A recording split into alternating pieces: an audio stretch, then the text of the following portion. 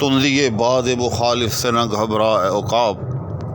یہ تو چلتی ہے تجھے اونچا اڑانے کے لیے۔ السلام علیکم ناظرین، آج میں آپ کے لیے ایک بڑی ہی علمی ویڈیو لے کر حاضر ہو رہا ہوں، اور اس ویڈیو میں آپ کو یہ بتانے جا رہا ہوں کہ 3 اتنے بڑے اور اتنے عظیم شعر ہیں جو ہر خاص و عام کو زبانی یاد ہیں، اور یہ کہ ہر مجلس میں ان کو پڑھا جاتا ہے، اور پڑھا کیسے جاتا ہے؟ اقبال کی طرف منسوب کر کے۔ اور در حقیقت ان اشعار کی کیا حقیقت ہے، اور وہ کیا واقعی اقبال کے ہیں یا کہ اقبال کی طرف محض منسوب کیے گئے ہیں، تو یہی چیز میں آج آپ کو بتانے کے لیے حاضر ہو رہا ہوں۔ اصل میں اس میں کوئی شک نہیں کہ علامہ اقبال رحمہ اللہ اتنے بڑے شاعر ہیں کہ ان کا ہم نوا اور ان کا ہم پلہ شاعر کرنا بہت مشکل امر ہے۔ چنانچہ اسی بڑے پن کی وجہ سے ایک اور چیز ادب کے اندر جو ہے وہ در آئی ہے، وہ یہ ہے کہ جب بھی کسی کو کوئی بڑا شعر پڑھنے کو سننے کو ملتا ہے، اور اگر سوء اتفاق سے اس پڑھنے والے کو، اس سننے والے کو اس شعر کا خالق، اس شعر کا اصل شاعر معلوم نہ ہو، تو وہ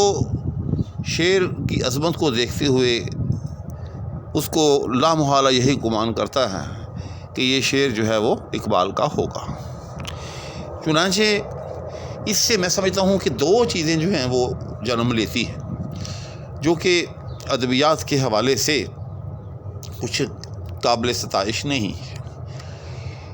پہلی چیز جو اس سے جنم لیتی ہے وہ یہ ہے کہ اس سے اس عظیم شعر کہ جس کو اقبال کی طرف اقبال کا نہ ہوتے ہوئے منسوب کیا جا رہا ہے، اس عظیم شعر کا جو اصل خالق اور اصل شاعر ہوتا ہے، ایک طرح سے اس کا حق مارا جاتا ہے، اس کی حق تلفی ہوتی ہے کہ اس کے قلم سے، اس کے دل دماغ سے ایک ایسا شعر نکلا، اور اللہ نے اس شعر کو مقبولیت بھی عطا کی، لیکن عوام کی ناواقفیت اور ناآشنائی کی وجہ سے وہ شعر جو ہے اپنے خالق یا اپنے کہنے والے کے ساتھ منسوب نہ ہو سکا، اور شاعر کی اتنی بڑی کاوش اور اتنی بڑی تخلیق جو ہے وہ شاعر کی پہچان کا حوالہ یا اس کا باعث نہ بن سکی۔ ایک تو یہ چیز ہے۔ دوسری چیز یہ ہے کہ علامہ اقبال اتنے عظیم شاعر ہیں، اتنے عظیم شاعر ہیں کہ ان کی عظمت کا کوہ ہمالیہ سر کرنا ہر خاص و عام کے بس کی بات نہیں ہے۔ چنانچہ ان کے اپنے اتنے اشعار ہیں، اور اتنے زیادہ اشعار ہیں، اور وہ سب کے سب اشعار اتنے عظیم ہیں کہ ان کو قطعاً ضرورت نہیں ہے کہ ان کی طرف جو ہے کوئی شعر منسوب کیا جائے، بلکہ ان کی طرف جب ہم کسی غیر اقبال کا شعر جو ایک اقبال کا نہ ہو منسوب کرتے ہیں، اس سے ایک طرح سے ان کی شان میں یوں سمجھ لے کہ ایک کسر پیدا ہوتی ہے، کیونکہ وہ شعر جتنا بڑا بھی کیوں نہ ہو، بہرحال اقبال اقبال ہیں۔ تو اس لیے یہ بہت ضروری ہے کہ وہ مشہور اشعار کہ جن کو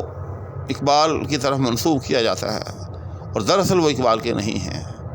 ان کو ان کے اصل خالق اور اصل شاعر کی طرف منسوب کر کے پڑھا اور سنایا جائے۔ چنانچہ اس حوالے سے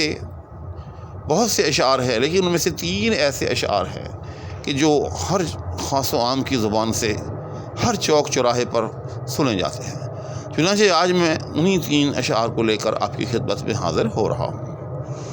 تو ان میں سے سب سے پہلا شعر اس حوالے سے وہ کون سا شعر ہے؟ وہ ہے جس کا میں نے شروع میں حوالہ دیا کہ تندی باد مخالف سے نہ گھبرا اے عقاب، تندی باد مخالف سے نہ گھبرا اے عقاب، یہ تو چلتی ہے تجھے اونچا اڑانے کے لیے۔ سچی بات یہ ہے کہ اسکول لائف سے لے کر جب تک اس کے بارے میں اس شعر کی حقیقت معلوم نہیں ہوئی تھی، میں خود یہی سمجھتا تھا کہ یہ شعر جو ہے علامہ اقبال کا شعر ہے۔ میں نے اسکول کے اندر اور پھر کالج کے اندر بہت سی محافل میں بہت سے اہل علم کی زبان سے اقبال کے حوالے کے ساتھ یہ شعر جو ہے متعدد بار جو ہے وہ میں نے سنا. آج میں آپ کو بتاؤں گا کہ یہ شعر اصل میں کس کا ہے. تو سنیے کہ یہ شعر اصل میں شکر گڑھ سے تعلق رکھنے والے سید صادق حسین شاہ صاحب کا شعر ہے. چنانچہ اس بات کی دلیل کہ یہ شعر جو ہے اقبال کا نہیں ہے بلکہ سید صادق حسین شاہ صاحب کا ہے، یہ ہے کہ ان کی جو لوح مزار ہے،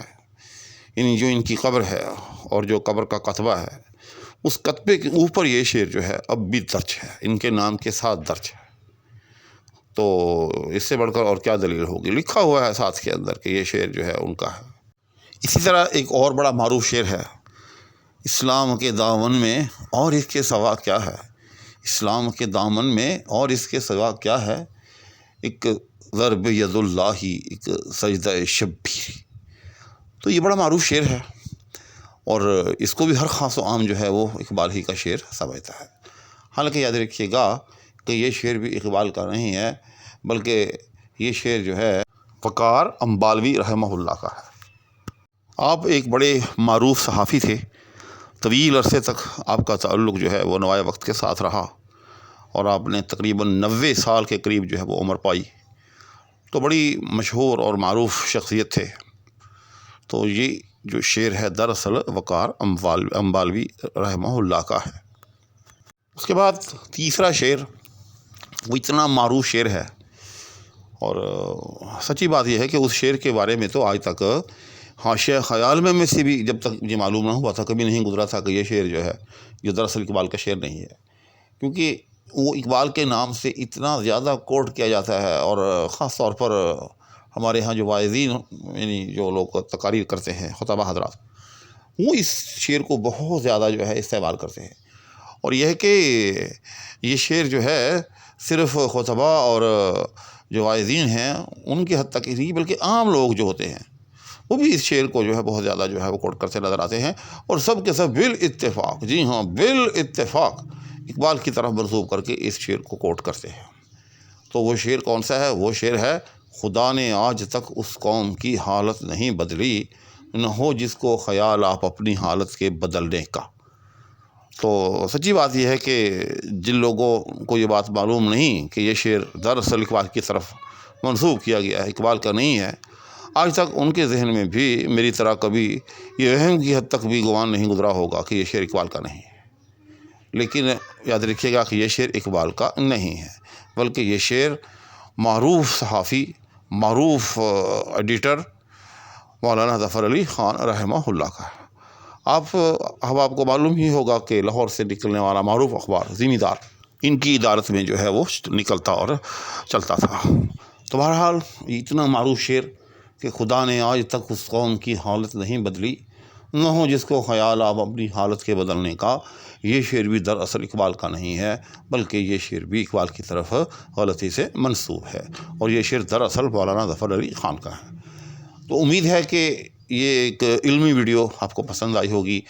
اور 3 بڑے ہی معروف شعر کہ جو دراصل اقبال کے نہیں ہیں اور شعراء کے ہیں اور اقبال کی طرف غلطی سے منسوب کیے گئے ہیں آپ کو معلوم ہو گئے ہوں گے. اسی طرح کی علمی اور اسی طرح کی تحقیقی نیز علم عروض اور علم شعر کی گہرائیوں سے وابستہ ویڈیوز دیکھنے کے لیے اور ان سے متعلق ہر قسم کا علم جاننے کے لیے اس چینل پر آتے رہیے. مجھے امید ہے کہ جو بھی اس چینل پر آئے گا کچھ نہ کچھ لے کر جائے گا، خالی دامن نہیں جائے گا. اسی کے ساتھ اور دعاؤں کی درخواست کے ہمراہ اجازت چاہوں گا. اللہ حافظ.